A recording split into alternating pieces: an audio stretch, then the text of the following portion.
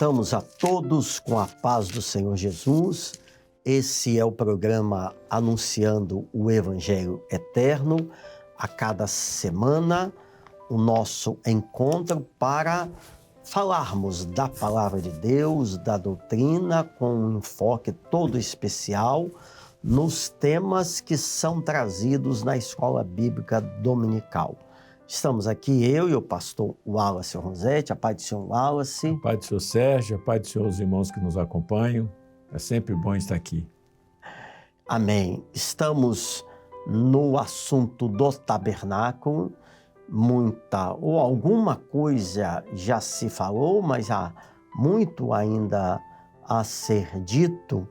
E nós vamos começar hoje, Wallace, com um texto em Êxodo 25, 9, que foi uma orientação que o Senhor deu a Moisés a respeito do desenho. Quando a gente fala do desenho, não era só o rabisco estrutural, não, era o desenho completo, ou seja, a parte, vamos chamar de decoração, de cores, cada detalhe.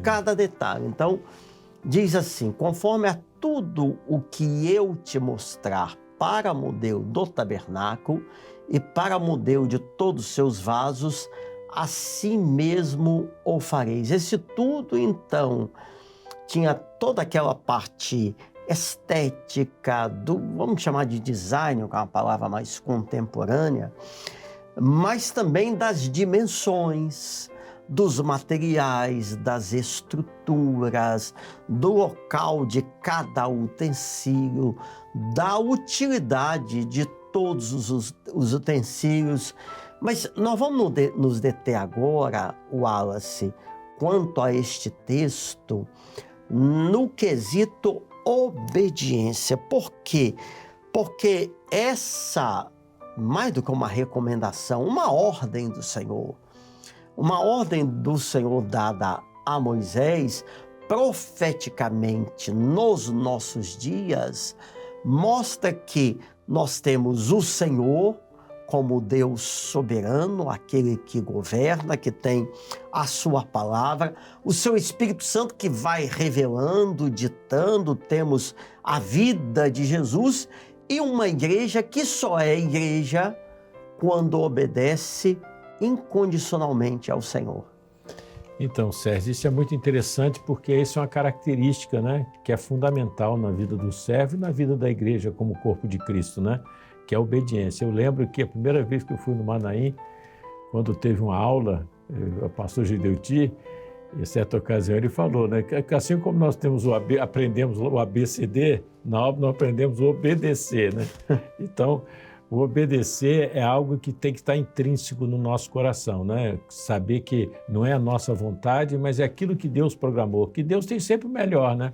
E nós vemos isso na vida de várias pessoas, vários servos do passado, que tinham prazer em obedecer. Até porque a palavra de Deus que obedecer é melhor que o sacrificar. Amém. Né? Então, a obediência é algo que tem que estar na vida do servo, principalmente na igreja, que é uma igreja que está pronta para ir para a eternidade. Então, ela tem imbuído nela, introduzido nela essa questão da obediência, porque o tabernáculo, como você falou, né, foi dado detalhes, né? Qual a pele que ia cobrir o tabernáculo, a cor, a cortinada, como diz o pastor Alexandre, até o prego, né? Até o prego, quer dizer. Então, todo detalhe Deus deu pronto. Então, o sucesso dependia simplesmente de quê? Obedecer. Então, o êxito, né, da obra de Deus na nossa vida está na obediência. Se obedeceu, o resto Deus faz, né? Quando nós examinamos a palavra de Deus, nós vemos, enfim, inúmeros homens e mulheres que foram exitosos na sua jornada diante de Deus em face da obediência. Com certeza. Abraão, você vai sair da tua terra, da tua parentela, você vai para um lugar que eu vou te mostrar. Abraão foi sem saber para onde ele teria que ir, o que lhe estava reservado, de um lado a fé e de outro a obediência, até porque obediência e a fé, elas caminham juntas. Juntas, com certeza. Então, você tem o exemplo de Abraão, você pega Davi, homem segundo o coração de Deus, né? Homem o senhor segundo... faz referência a ele, a isso, homem segundo o coração de Deus, né? E os profetas que profetizavam, mesmo sabendo, em certo momento de Israel, os profetas, eles eram perseguidos, calados, aprisionados, eles sofriam, mas não deixavam de, recebendo o recado de Deus e sendo obedientes, eles não deixavam de compartilhar aquilo que vinha da parte do Senhor, porque eles entenderam, é melhor obedecer ao Senhor, mesmo que com lágrimas, com dores, mas eu não vou deixar de obedecer. E há tantos outros, não é? Jeremias, por exemplo, né? Sim. Nós comentamos aqui em off, né? Jeremias, a obediência de Jeremias. Jeremias foi para o calabouço, ele passou tudo porque ele foi fiel ao Senhor, né? Os profetas da época falavam conforme o rei queria falar. O rei queria ouvir, eles falavam o que o rei queria. Ele não. Ele falava o que Deus... E quando Deus o chamou, Jeremias falou, eu enviarei as nações, né?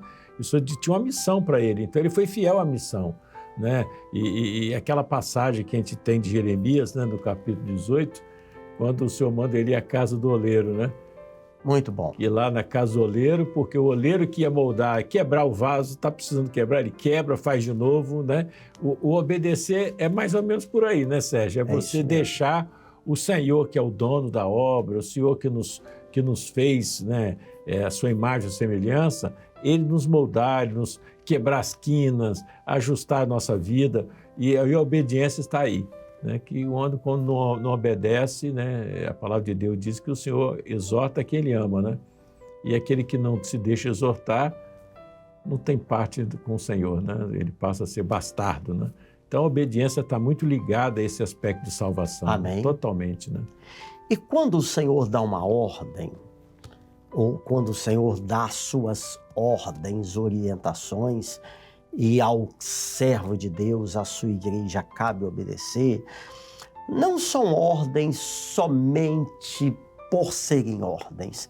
Há por trás de toda a orientação, há por trás de toda a palavra, as leis do Velho Testamento, por exemplo, na convivência entre o povo, nas necessidades, até nos delitos que eram cometidos, todas aquelas orientações, e para nós hoje também, agora no Novo Pacto, no Novo Testamento, há sempre por trás da vontade de Deus um desejo de preservar, de livrar, de abençoar e de ajudar o homem. Não é verdade? Com certeza. Não é, eu posso chegar para você e dizer, Wallace, faz isso, e falar só porque eu sou autoritário, eu sou arrogante. O Senhor não faz isso, não. Ele faz porque Ele nos ama. Naturalmente, Ele quer receber a glória que é devida a Ele, mas a sua palavra, a sua orientação sempre tem em seu fundamento uma bênção para o homem. E nós vemos isso, né, em toda a história, mostra que o Senhor, Deus, Ele sempre tem o melhor. Deus sempre tem o melhor. Às vezes Ele permite que nós passemos por uma situação desagradável, Ele até permite, para que o nome dEle seja exaltado, para que a gente entenda o processo, né? A gente vê a vida de Jó, por exemplo, né? A situação do homem cheio de uma situação favorável, um homem respeitado, rico, família, e de repente ele virou um caco, né? Uma enfermidade do pé, perdeu tudo que ele tinha. Verdade. Mas lá no final, quando ele ora pelos seus amigos, e olha que amigos, que ele ora pelos seus amigos, o Senhor restituiu ele tudo em dobro, né? Quer dizer, talvez se fosse perguntar a Jó, né? Ele podia nem imaginar que Deus estava preparando ele para algo melhor, né? E Paulo, o apóstolo Paulo, ele recebeu a bênção, pensou em ir para Bitínia, por certo, com o desejo de evangelizar, de anunciar coisas boas, de anunciar a palavra. Ele estava cheio da bênção, né? Novo convertido, podia dizer, da bênção do Senhor. E o Senhor manda ele, dá um sonho, ele manda ele para Macedônia e ele passa por todos aqueles constrangimentos, leva a surra na praça, foi preso, mas lá dentro da prisão talvez ele descobriu por que ele estava lá, né? Amém. O carcereiro foi salvo, né? Que coisa, a obediência é algo que transcende o nosso entendimento. Não, isso sem contar o maior exemplo, que é do Senhor Jesus. Sim. Enquanto homem, enquanto servo. Na véspera da sua prisão e depois a morte, ele, enquanto homem, suou gotas de sangue, ou seja, o seu sofrimento era tão grande que ele chegou ao ponto de suplicar: Pai, se for possível, me poupa disso, passa de mim esse cálice. Ou seja, está muito difícil, a dor é muito grande, mas não seja feita a minha, mas a tua vontade. E a vontade do Pai não o poupou, o fez ir, porque por trás daquilo estava a sua morte, a ressurreição e a salvação nossa, e a salvação, né, do homem. E ele foi fiel até a morte de cruz. E né? morte de cruz. Ele foi fiel até a morte. Foi desafiado por pessoas que, no momento ali, aquele momento difícil, né? Não só ali na hora que ele goteja sangue, mas na hora que ele estava na cruz, né? Os ladrões, os soldados aí em volta, né? Mas ele se manteve fiel para cumprir o projeto do Pai. Então, o maior exemplo de obediência é o próprio Senhor Jesus, né? Foi fiel em todos os momentos. Para quê? Para o benefício dele? Benefício do homem, benefício nosso. Né? Quando a gente pensa nisso, que coisa notável, né? Ele, sendo Deus, se fez homem, veio habitar entre nós, saber todos os nossos, tudo aquilo que nós sentimos quando somos rejeitados, quando passamos por situações, ele sabe tudo, né? Mas ele veio passar por tudo isso para dar salvação ao homem. Amém. E aí eu faço uma pergunta para quem está assistindo. Esse trabalho, esse se entregar do Senhor, valeu para a sua vida? Isso que é o que Deus quer. Tem que valer, vai valer a pena, né? Claro. Então, um homem que reconhece esse sacrifício... Obedecer sempre vale a pena. Obedecer ao Senhor, ser fiel ao Senhor, sempre vale a pena. Mas agora nós vamos falar um aspecto do tabernáculo. Na semana passada, nós abordamos esse trecho aqui, essa parte da porta do cortinado, que está aqui na figura frontal, essas cores, e nós detalhamos o significado profético de cada uma das 4 cores. Agora nós vamos falar dessa porta também, mas em outros aspectos, que são 4. O primeiro é a largura dela. Nós havíamos feito até uma menção rápida, mas 9 metros. Depois nós já vamos chegar nesse significado.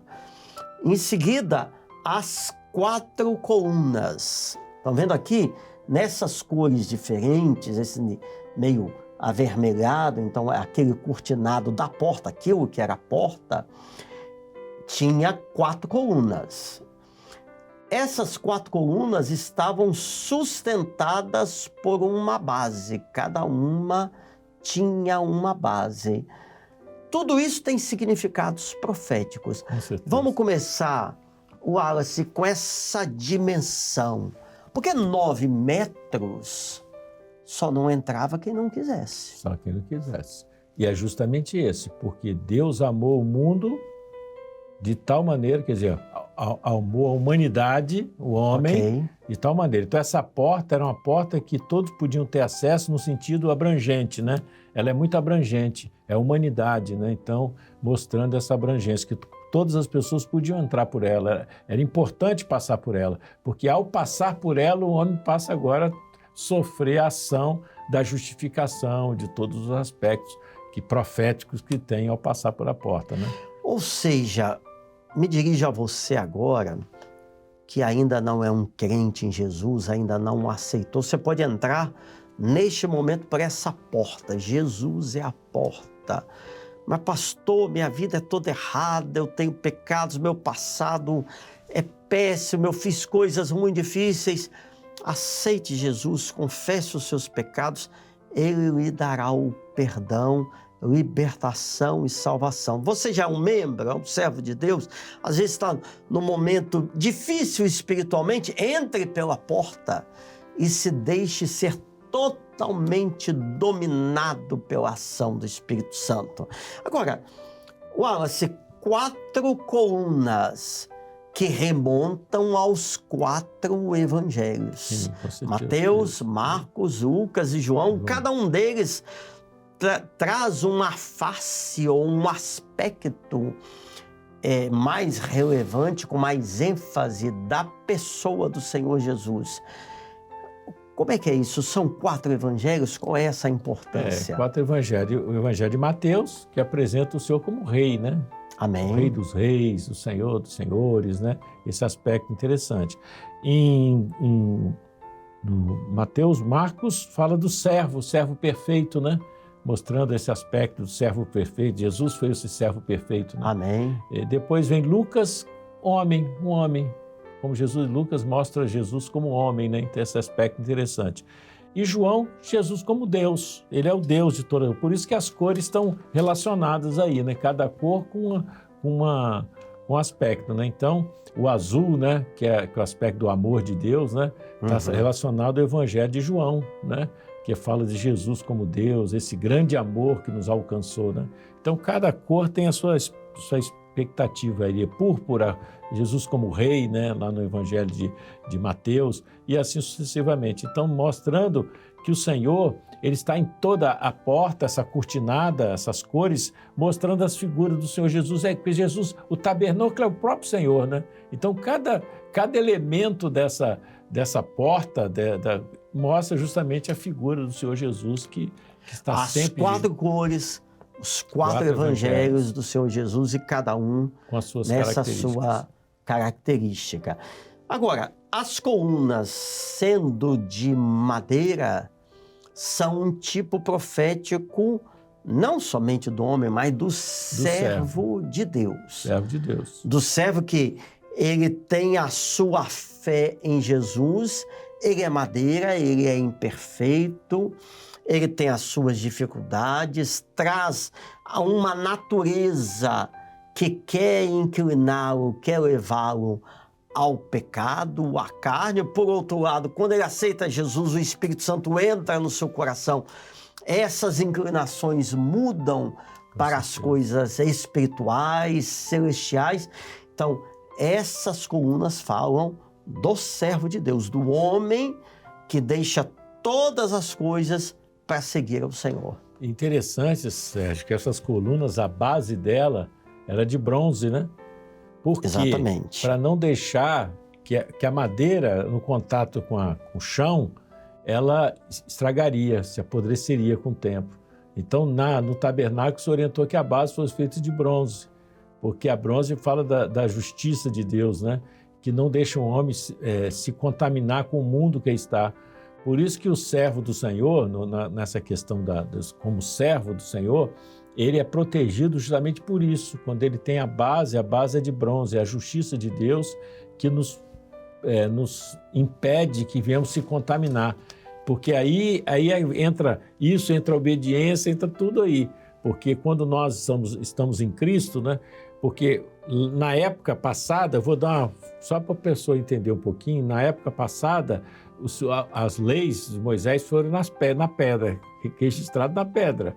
Hoje é registrado na tábua do nosso coração. Amém. Não com tinta, mas com o sangue de Jesus. Glória a Jesus. E é isso que nos capacita a resistir a essa tendência nossa de homem normal, tendência do homem, essa tendência pecaminosa para as coisas dessa vida, é justamente essa lei que está lá dentro de nós, que é prazerosa, porque agora, quando ela está dentro, nós não estamos obedecendo por causa de uma ordem, mas nós estamos obedecendo porque nós gostamos de obedecer, faz bem obedecer. Amém. Então, isso nos preserva dessa contaminação que está no mundo, de um modo geral, né? Até porque nós, por nós mesmos, não temos como vencer o mundo. Sim, com certeza. Mas nós vencemos pelo poder do sangue de Jesus, daí a necessidade de nós vivermos em comunhão com o Espírito Santo, claro, e em comunhão com os nossos irmãos, que fala do corpo da igreja, porque é no corpo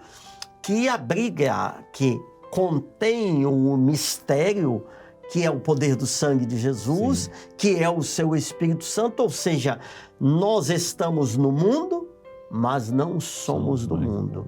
E isso só é alcançado para aqueles que têm essa base, como você já bem comentou, a base de bronze, ou seja, nós estamos sustentados nessa justiça, somos justificados pelo poder do sangue de Jesus. E em cima é de prata, né? Então, quer dizer, a mente de Cristo, né?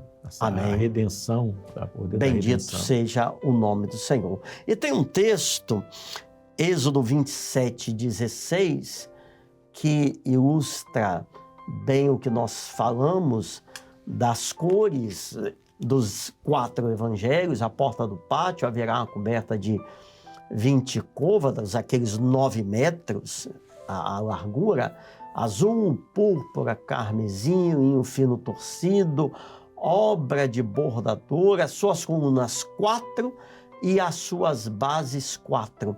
Que obra perfeita! A obra de salvação é perfeita e é tudo que o homem precisa. A nossa mensagem é: Jesus vai voltar, Ele quer salvar o homem, está pronto a se revelar. Aliás, Ele está se revelando a todos aqueles que o têm buscado, que o estão invocando, e bendito seja o nome do Senhor. Interessante, Sérgio, essa expressão, obra de bordador, né? A obra de bordador fala de detalhes, né? Esses detalhes é o Espírito Santo que faz, né? Essa obra é Ele que faz, não somos nós que fazemos. Ele que faz, Ele que trabalha o nosso coração, Ele que muda a nossa forma de falar, a nossa forma de agir. É um trabalho que Ele vai fazendo no nosso interior e é de detalhe. O bordador, né? Ele vai costurando, ele vai fazendo os pontos, né? É o Senhor que vai trabalhando dentro. Isso é extraordinário. Interessante que muitas vezes a gente percebe, né? A gente lembra, eu me lembro quando me converti, né? Todo mundo acho que lembra do seu passado, as palavras que a gente usava, né? Eu vivia naqueles ônibus que levavam para o Tubarão, as conversas. Muda tudo. As conversas não eram muito agradáveis, não, né? Mas foi mudando, né? Quando você sem que ninguém estivesse por perto, você sozinho, né? Que coisa o Espírito Santo faz? Você ia falar, o Espírito Santo testificava, não tinha pastor perto, não tinha ninguém perto, você estava sozinho, mas o Espírito Santo, tipo assim, ó, isso não convém agora mais para você. E ele vai sem ferir, né? A bênção do Espírito Santo não fere ninguém, ele vai devagarzinho, trabalhando, não é por força, não é por violência, mas é pelo Espírito. Isso é obra de bordador. Bendito seja o Senhor. Bem, nosso horário, nosso tempo está esgotado. Foi uma bênção, mas estaremos juntos, se Deus quiser, na próxima semana. A paz do Senhor a todos. A paz do Senhor.